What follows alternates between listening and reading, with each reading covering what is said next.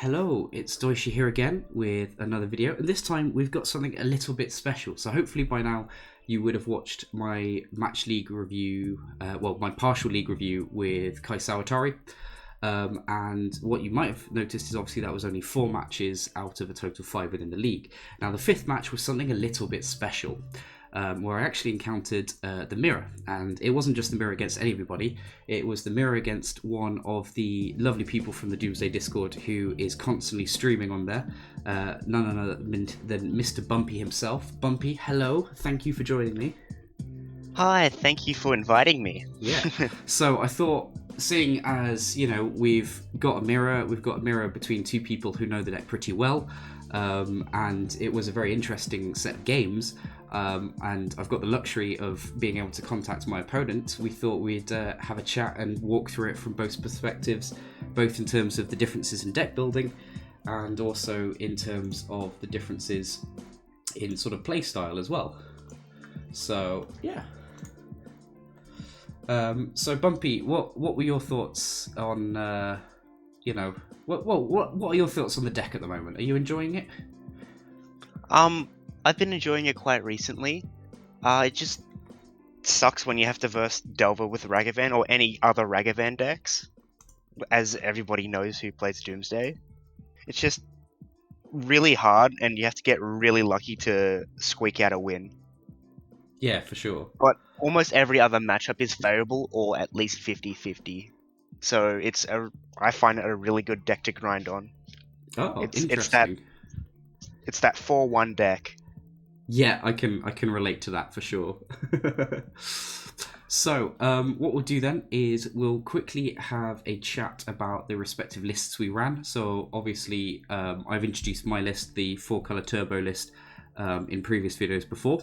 But we'll do a quick gloss over that, and then I'll have a look at Bumpy's list as well, and the differences, because there are quite a lot of differences actually between the two. And then we'll get into discussing the match and the gameplay itself. So, in front of you now, you should see my list, which for all of those who have been very dutifully watching my videos, thank you very much for your viewership. You should be very used to this now, this greedy pile. Key points to note, I think, is there's still discard in the main. There's a Cavern of the Souls in the main. I'm on 3 Personal Tutors, only 1 Consider. Still with some Preordains and only 4 Cyclers. And 1 Pact main. So I think those are the primary points to look at from the main side of things. And from the side, obviously, 4 colours, some very light graveyard hate in the form of 1 Surgical, 1 Torment Script, and a lot of sort of anti-permanent, anti-combo stuff in the form of, the 4 Fonds, the extra Oracle on the side, and the Flusterstorm. So, Bumpy, what are your thoughts on my list? Be honest, I'm happy for you to, rip into it if you want to. Why are you still running Preordains? Love it. Straight in there. I much prefer the card selection it offers compared to Consider, but I know a lot of people, yourself included, have jumped on the Consider bandwagon quite heavily. Normally I'm only running 1 Consider. That just recently I'm like, frick it, why am I just losing to Delver harder than I should be when I can just win on the same turn with Consider? Normally I would play an extra land, so like Watery Grave and a Flusterstorm instead of the 2 Preordains. But recently I've been trying the 2 extra Considers, and it's been working out really well against Delver. Right, so let's have a look at your list now. So this is Bumpy's list in front of us. So key differences already. Your 1 less land, but that land is the Cavern of Souls, which we can see in the sideboard. Your +1 Pact of Negation, so on 2 Pacts rather than just 1.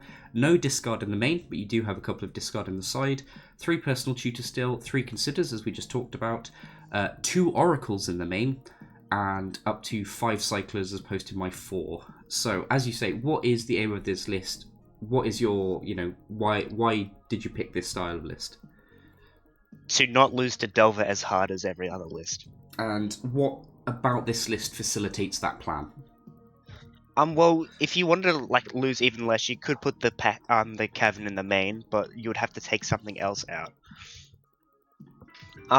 So I think the double Oracle is really good against Delver because you can't get it exiled by Ragavan. And when you draw Delver, it's not a dead card. You can just use it as a blocker against a Ragavan, I guess. But also you can, whenever you draw, in like a combo match, if you draw your Oracle, you're like, oh crap, I can't pitch this to Force. And you have no other blue card in hand. But with a double Oracle, you still can pitch it to Force, and it's not a dead card. Yeah, for I sure. believe having 2 Oracles eliminates a dead card in your deck instead of having 1. Yeah, it's an That's just my interesting opinion. perspective. And there's a lot of scenarios actually where having an Oracle in hand post Doomsday is very favourable as well. Yeah.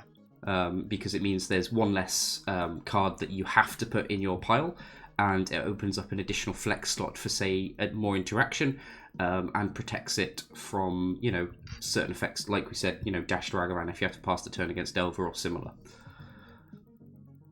Also, having the 3 considers just sitting there, it lets you go off on the same turn so much easier. Like, often against Delver, I'm like, I can go off, but I just die in the process. But with the 3 considers, they're tapped out because they're like, he can't win on the same turn. He's too low on resources. Then I just go off on the same turn and win. Also, with the double pact, I can just have a pact in the hand and then, I guess, force my way through.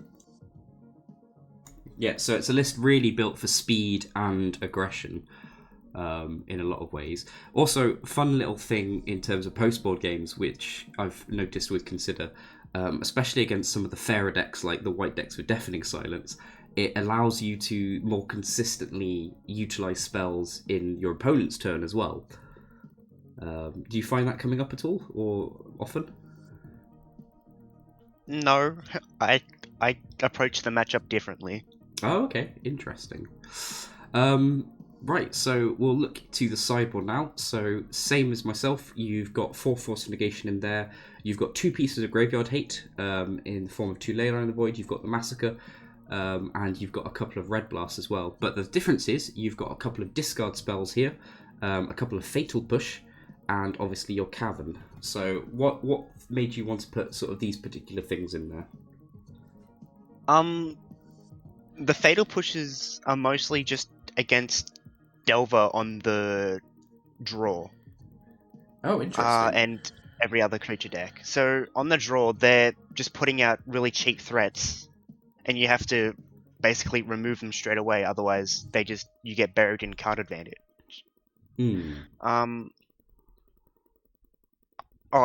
against like other creature decks like Elves and Taxes, but you don't really need that against Taxes because you just Dark Ritual Doomsday. Okay, and so why Fatal Push compared to something like some of the Edict effects like Sudden Edict, or maybe some of the ones that people have been trying in terms of Dark Blast as a repeatable way of removing creatures? I believe it's just too slow doing that. With Dark Blast, it's fine, but it can't kill a 3/3 Dragon Rage Channeler. Sometimes they just turbo out a 3/3, and you're like, oh, can't do anything about that now with Dark Blast. Dark Blast only kills stuff really early game. This Fatal Push wants to kill stuff early game to mid game, if it gets that long. Yeah. And the final 2 things, obviously, you've got a pair of Duresses here. I assume those are for opposing combo matchups predominantly, or would you bring them in against any other sort of deck? Sometimes I bring one in against control, but I'm kind of missing Chain of Vapor. So, like, after a few games, like, I lost one game against a Sagavan deck, and they brought in, like, I was winning that game. Yep. They had 3 cards in hand. I was about to go off with Doomsday. And then they just slam a... Torpor Orb? Yeah, Torpor Orb. Yeah. And I tried to fight over it, and they won. Ah. Because I only had Force. They had Force days. Yeah. But obviously, So if you had a chain, then you could go off with the Doomsday anyway, pass the turn, maybe draw the chain, bounce it in the air end step, and hopefully win from there. Yeah, so what I would change about this sideboard is take out both Duresses, Yep. replace it with one Thoughtseize and a Chain. Okay. Interesting.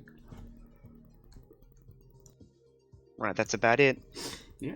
Okay, so we've obviously seen the differences between our lists. Yours is a lot more aggressive, at least in sort of the pre-board, and you've obviously post-board you've got a good sort of varied amount of interaction. Mine is a bit, probably considered a little bit slower on the main deck, and is even more filled with interaction, I would say, post-board. So yeah, let us have a look then and switch to our game view. So this was the start of the match. You very skillfully won the die roll. So congratulations on that. So much skill involved in that. Oh yes. So we'll go through and obviously, I check the username and immediately recognize it, and so give a little query to see if it was you or not.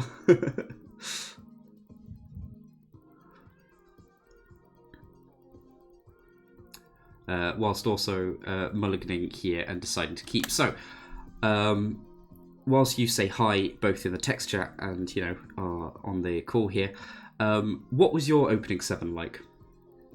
So I had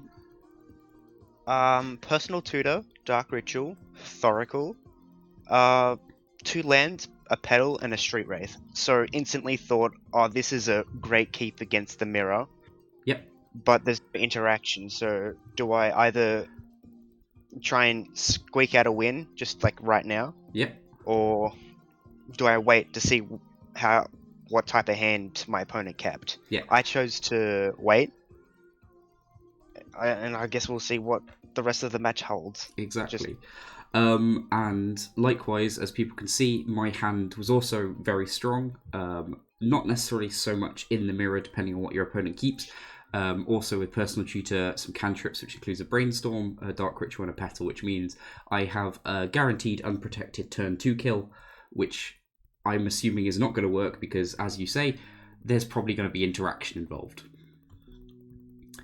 So both of us know what we're up against. Both of us know the potential hands or potential tools that the other could have. So yeah, it can be quite interesting in terms of the mind games, I think. Yeah, 100%.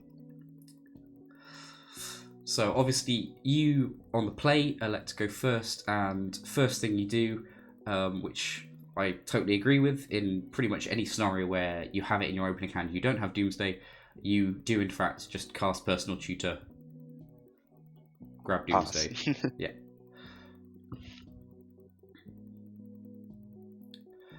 And pretty much I would say this is the correct play in 90% of situations where you have Personal Tutor, no Doomsday, because it just lets you set up for later turns nice and easily.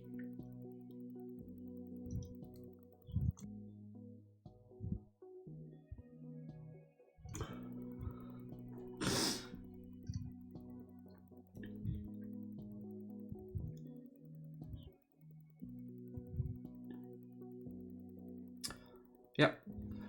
So, in terms of, obviously, your next turn, what are your thoughts here? Am I dead? Yeah. Am I dead yet? That's fair. So, here I'm just hoping to draw Doomsday. Unfortunately, my deck was not so forgiving. And what's interesting here, so I'm just going to pause it quickly. So, normally, I would... against any other deck, cast Personal Tutor, find my own Doomsday, and attempt to go off as quickly as possible. Against a known Doomsday opponent who has already Personal Tutored for Doomsday and has got 2 of the 3 mana that they need to go off already, irrespective if they have a Dark Ritual or not, I'm feeling very, very scared here. So, whereas, I would normally Personal Tutor for Doomsday, here I'm probably actually more incentivized to preordain to try and find interaction. And with this Petal, I have the option to be able to fire off discard if I find it. So I do find a Daze, which is better than nothing.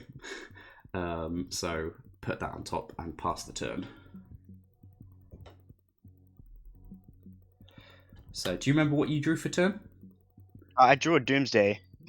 Oh, yeah. Do you know what? That was a really stupid question, wasn't it? Yeah. So, Bumpy here draws Doomsday. Land, fetch, grabs the second C. And obviously rituals and casts Doomsday here. So what I need to do is cast this Brainstorm that I have in hand, because I really need to find a Force of Will if I can. Oh, that's such a good... And unfortunately all I find is mana and underground seas. So I basically just have to hope that if he tries to go for it, he doesn't think I have any interaction. Or that he can't beat a single daze, which is unlikely.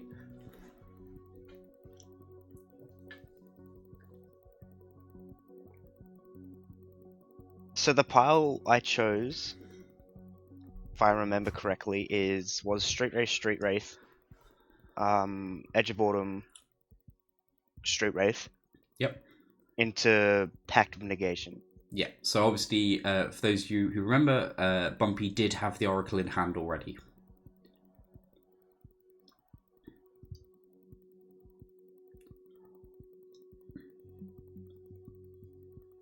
Which actually, thinking about it, if I had gone for... not that I would ever have gone for this line, but if I had gone for Personal Tutor grab Thoughtseize,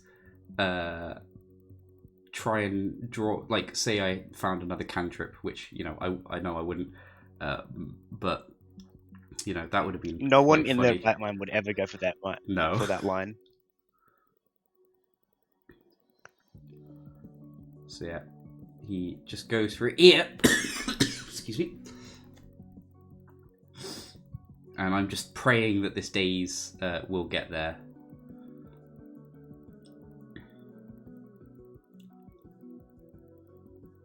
And lo and behold, it does not. So, fair play, nice and clean from your side. So, going to sideboards here. How do you sideboard for this matchup? Well, I bring in all my Force of Negations. Yep. At the start. With my... I'm pretty sure I brought in 2 Duress and 2 Reb. Yep, makes what sense. I took out was the 3 Considers. Yep. Oh no, not 3 Considers. 3 Personal Tutors. Yep. A Lotus Petal. Yep. And I think I took out 1 Consider. Okay. Yeah, so you can 1 or 2 Considers. You can see me doing some similar things and also some different things here. So I actually quite like occasionally taking out rituals, because often it's a very grindy game and you can't rely on a quick win. I change my boarding for the matchup quite often, depending on how I'm feeling on the day, really. Which is, I don't know, not necessarily the best way to go about it. So you can see me adding in and taking out things left, right, and center.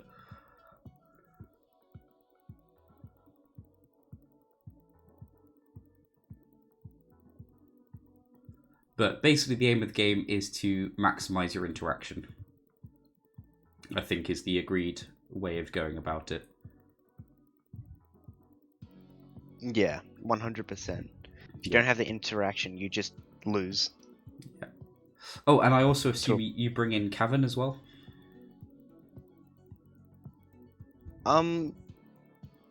No. I got the 2 packs for that. Oh, okay. Sometimes if I see that you're on red, Yep. I might bring in, but I didn't see that you were on red. Yeah.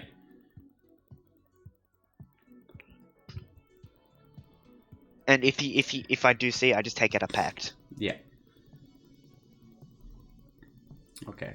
So I keep 7 here, which has at least 2 pieces of interaction and some lands, some cantrips. So happy to keep that. Do you remember what your 7 was here? Well, we're about to see it. Yep. Oh yeah. I don't need to say. It was a pretty 7. Yeah. So it's an interesting 7. It's very interaction heavy. And I see this and I think, yikes, I need to slow this down because I'm not going to be able to fight over all these interactive pieces. If he just draws a Doomsday off the top, he will win the game because he has Street Wraith, Lion's Eye Diamond, and can defend with both Force of Will and Pact. See, if you had a stronger hand, I would have taken a Force of Will. Yeah, 100% agreed.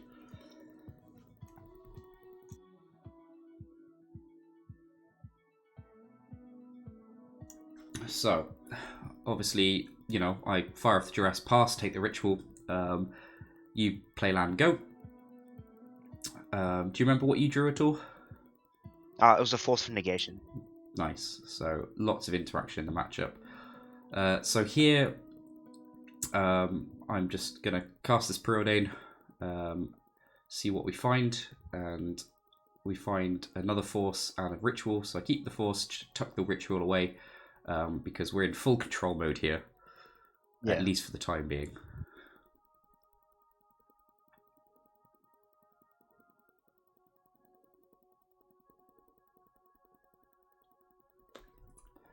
So yeah, goes through, and there's a lot of draw go. Currently, you're a little stuck on lands, and I'm feeling really confident now because I've just drawn a Flusterstorm, which is incredibly powerful in this matchup. 100%. And I'm looking forward to, if you do try and push the fight for a Doomsday, in my head, you know, you'll go for it, Pact, I'll let the Pact resolve, and then hopefully blow you out with the Fluster. Yeah. No, carry on. I considered here and trying to find a land, but I didn't end up finding a land. I found a Duress, so I kept that on top. Yep, makes sense. But I was gonna sandbag it for a little bit because you had a green mana open, and I was scared of Veil. Yeah. Because why else would you have a green land? Exactly.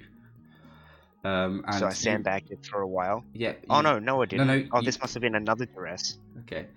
So you fire off the Duress, and I'm feeling very annoyed here because I'm kind of incentivized to fluster it. I could let it resolve, but it probably would take the fluster anyway, and then you have perfect information in my hand as well. So I want to take the... This was another Duress that I decided to sandbag because I was still scared of not Fluster, Veil. Yeah, makes sense.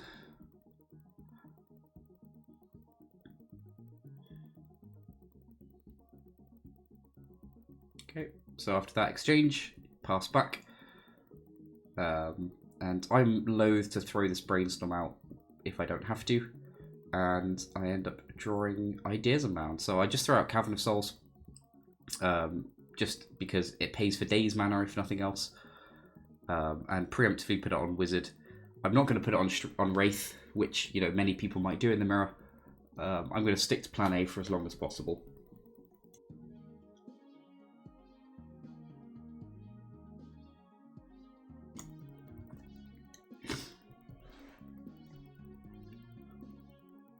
So again, tank. Here we go. So you obviously draw... Oh no, you finally play out the Ideas Unbound that we saw at the beginning of the game. Now my hand looks like absolute gas. Yep. So my hand is now Pattern Negation, Street Wraith, Force of Will, Force of Negation, Doomsday, Force of Will, Ponder. Yeah, so very strong hand. And we know about Pact, Street, and Force. And I'm actually quite surprised. So you play a land here. And at the end step, obviously, you have to discard. And I am very surprised to see the Pact of Negation go to the graveyard. I wanted to keep the Street Wraith in hand just in case my Doomsday gets countered. Like, I have plenty of mana. Yeah. So if my Doomsday gets countered, I can just play the Street Wraith, and that's my second plan. Yeah. So you obviously spend a little bit of time thinking here as to what to discard.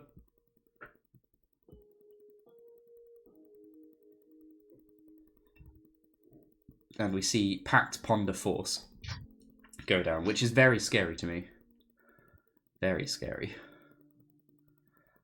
So I draw Tarn, which I do play because that gives me the option to hardcast a Force of Will. I was like, why didn't you play your ID is unbound, and then I realized, wait, he has 5 mana. Yeah. That's probably the right play.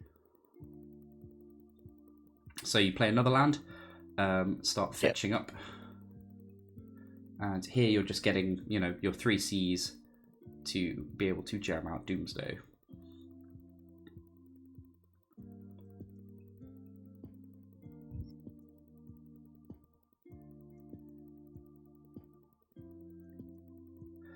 Now, so I cast this Doomsday. Yep.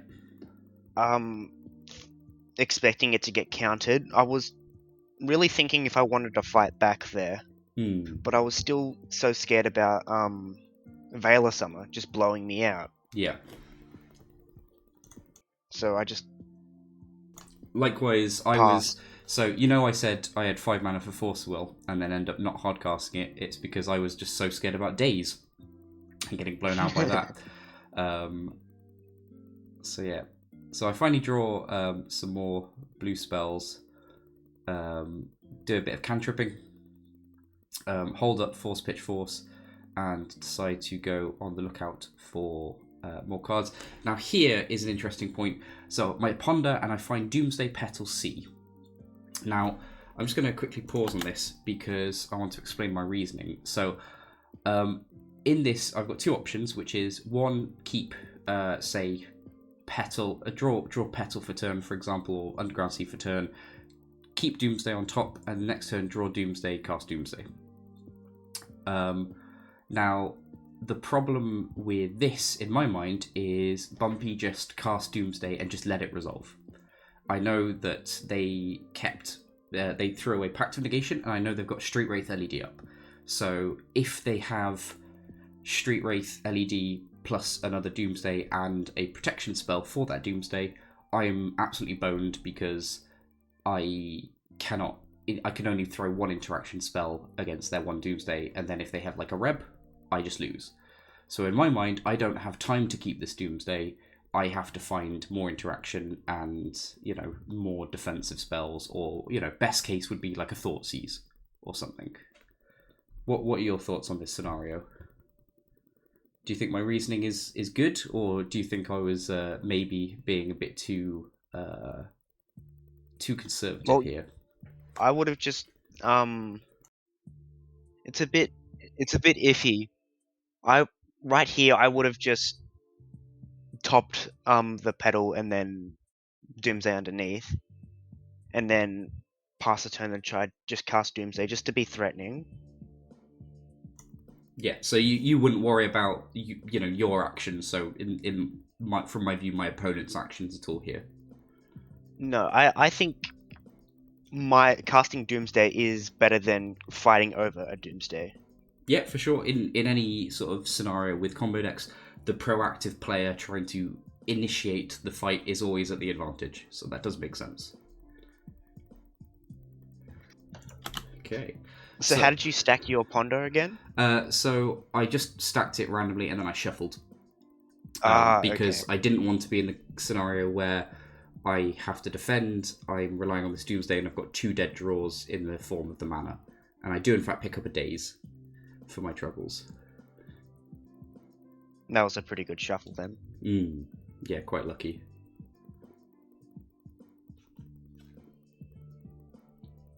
So I draw a Brainstorm here. Yep, which is, a reasonable draw. Yeah.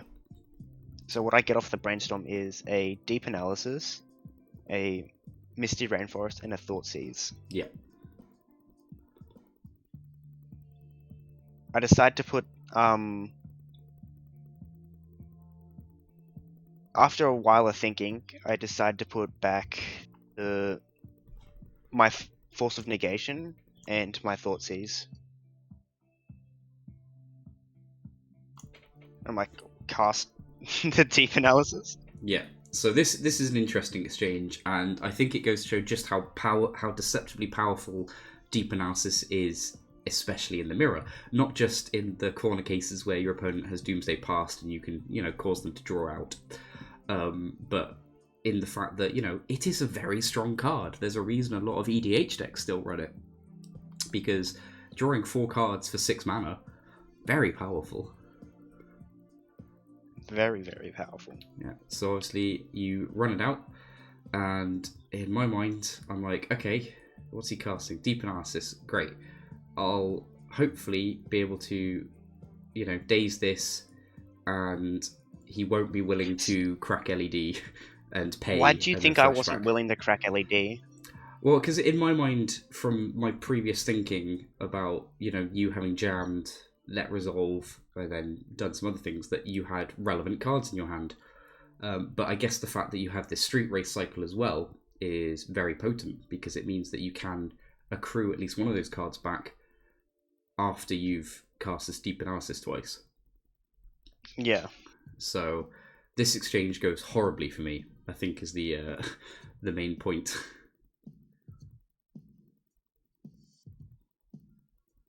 With my opponent successfully drawing 5 cards.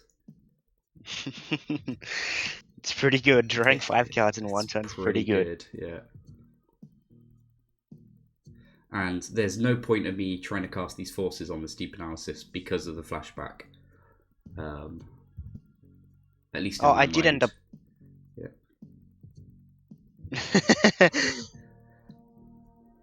So what I drew off of that,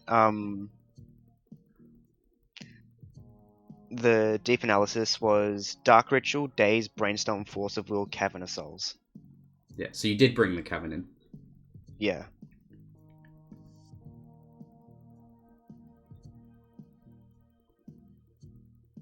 So, a bit more cantripping. And right now, the scales are heavily tipped in your favour. You have so many cards. I've got so many more cards on you. Yeah, so I'm pretty much hoping to draw my own Deep Analysis here, I think is my best bet.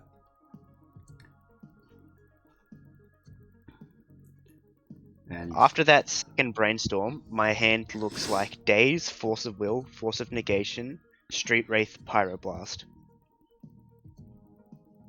So a really stacked hand. Yeah.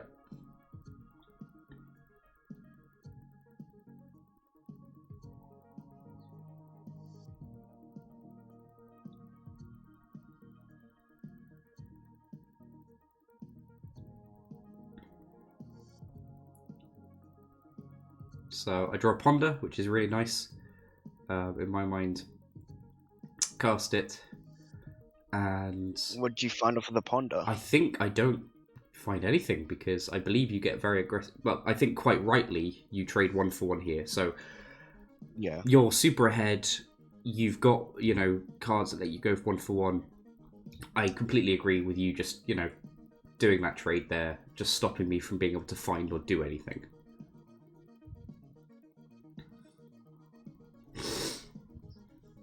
And you start tapping out for a lot of things, and I'm like, okay, well, there's a Street Wraith here. And now I'm so low on resources, I actually go to hardcast this Ponder, this Force even, and obviously I talked about it before. I was really worried the previous time I didn't do this because of Daze, and lo and behold, I walk slap bang into Daze here. And then now I have a 3/3. Yep. Well, now you have a 3/4. 3/4, and you with do in Swamp fact Walk. have the Thoughtseize for my other force as well. But I'm not actually too worried here. So you're down to 2 cards. You've only got a 3/4 out, so I'm just like, right, if I top deck a Doomsday, I'm pretty much okay. I draw a Daze here, which is probably the worst card I could have drawn ever.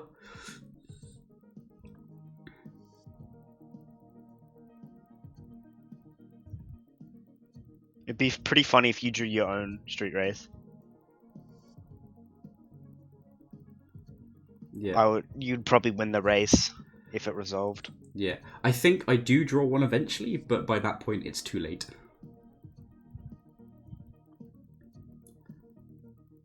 And yeah, the other worst card that I could draw in terms of Dark Ritual. And pretty much the damage is done here, I think. Not to spoil things too much, but I start getting a lot of cards that are very poor against a 3/4. Or, do not help me progress, to try and win the game at all, which is quite amusing.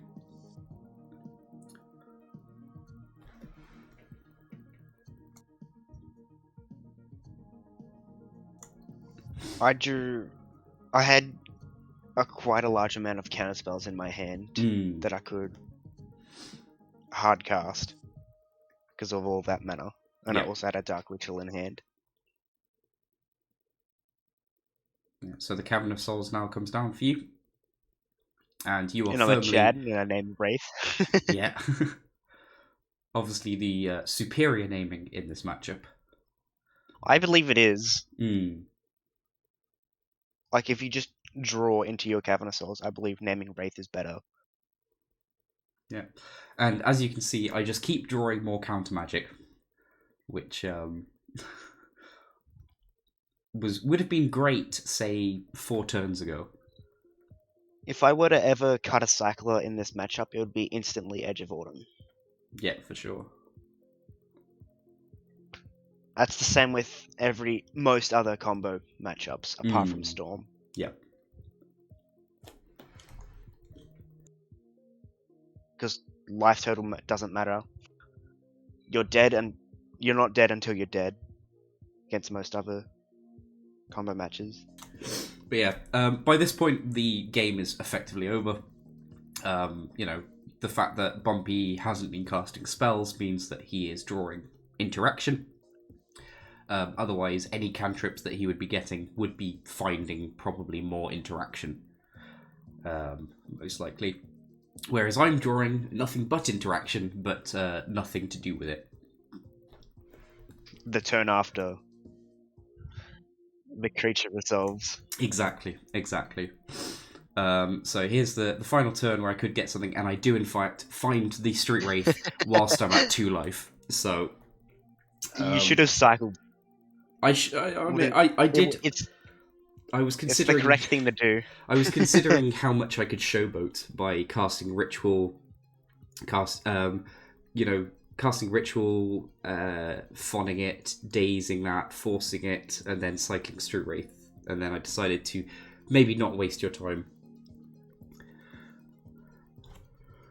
I don't care when opponents waste my time when they're doing something funny. But yeah, and very well played. You took the match quite admirably. But that deep analysis, that was such a good draw. It was, and that was a very big turning point, I think, in how things were going. Because we're pretty even, and then I drew that deep analysis, and that just cascaded to my win. Yeah, definitely agree on that.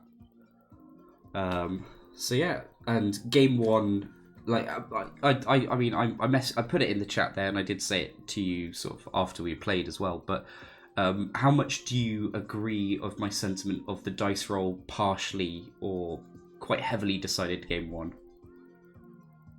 Yeah, 100%. I don't think it matters so much game 2 or 3, but it still matters a little bit. But game 1, you have like a plus 5% at least winning the die roll. Yeah.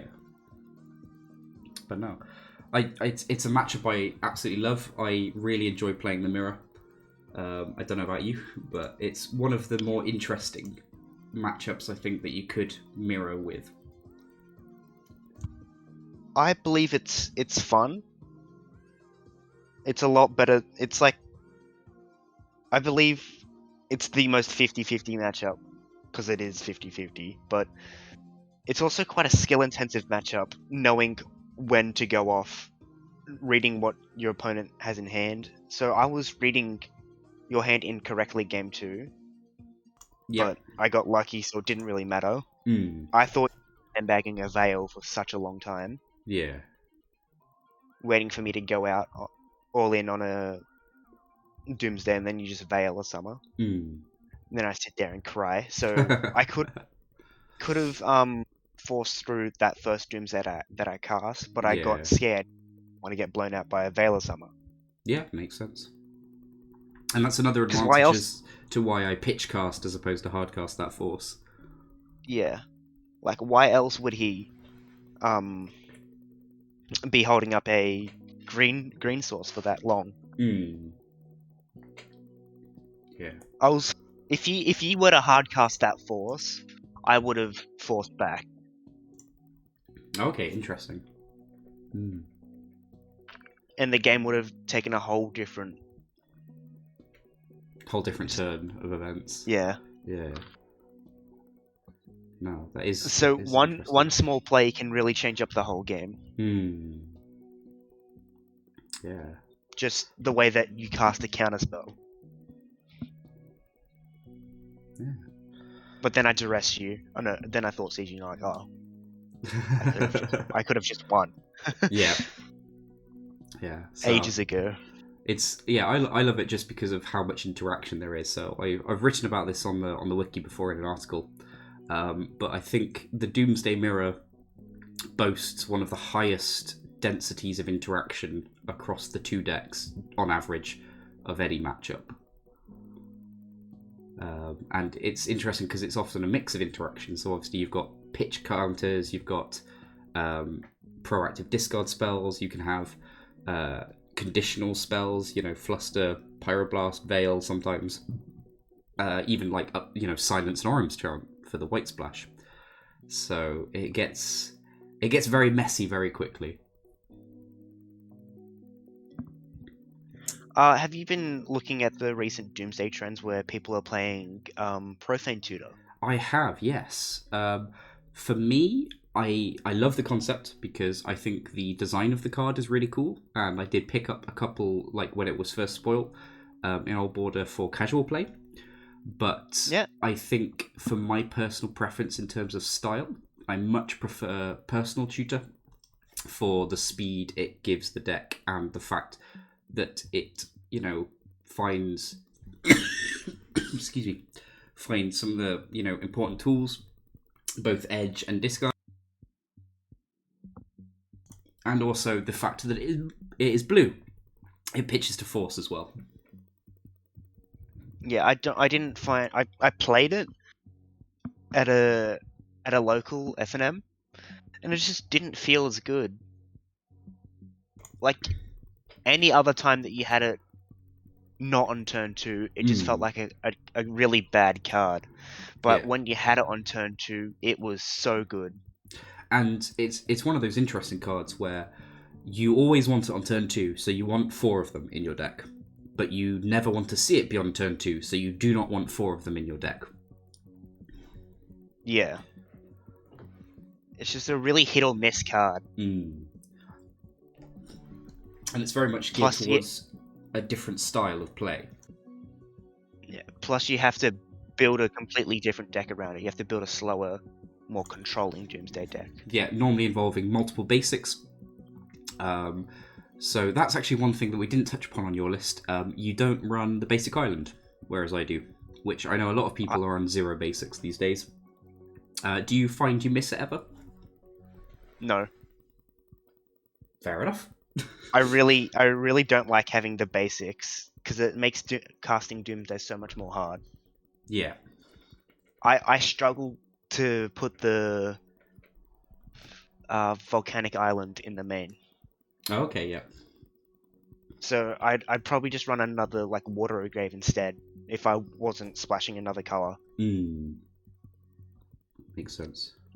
It just makes Doomsday a lot easier to cast after getting double wastelanded. Yeah. Cool. Right. Well, do you have any sort of final thoughts about sort of the matchup, the deck in general, or just Legacy as a whole that you want to share? Well, everybody has their own hot take. I'll just keep mine to myself. Fair enough. The video's getting longer. Yeah. Do you have any lukewarm takes? Not really. Like, some of the MH2 cards are really powerful, and we all know that. Yep. And I believe it didn't shake up the format enough, because it just made the more powerful decks even more powerful. While pretty much nerfing all the other decks. Yeah, I can see that. Cool. Right. Well, thank you very much for joining me. It's been a pleasure having you. Do you have any socials or platforms that you want to promote where people can find you online or chat to you at all? No. Fair enough. But you do stream often on the Doomsday Discord. Yes, Yeah. but everybody would know that by now Yeah. Well, if I they're mean, watching this video. I mean, maybe not. But yeah, if I people, stream Aussie times because I'm Australian, yeah. so it would be harder for most people to watch me. So yeah, if you're interested in maybe seeing Bumpy play, he does intermittently um, stream in the Doomsday Discord. Quite a few people do, and anyone is welcome to. If you want to stream some games of Doomsday, look for some help, or just have some company while you do it, feel free. It's open to everyone. Yeah, and it can be quite fun. You've got I can see you've got quite a good regular audience quite often when you do stream. Yeah, it is quite nice having people watch me Yeah, and do you and find being it? able to talk. Yeah, do you find it? Have you ever tried streaming in Twitch or anything similar? No, I have not. Okay. Do you I find? believe I wouldn't get. I believe I wouldn't get the same audience streaming on Twitch. Yeah, and probably the same quality of communication, as it were, given the Yeah. delays and typing and stuff. Cool. Right. Well, thank you very much, Bumpy. I shall end it here. It's been a lovely pleasure to have you on, and GG's from that match, where resounding results, which very well deserved from your side. Thank you, and GG's to you. And as usual, if you want to find any more information about Doomsday the deck in all its forms, you can visit the wiki or the Doomsday Discord. The background music, as always, provided by the lovely Idolroo, local independent music producer from Bristol, UK. Do check out their Bandcamp in the description below. Otherwise, thank you, everyone. Stay safe and have a wonderful day. And we shall catch you next time. Bye for now.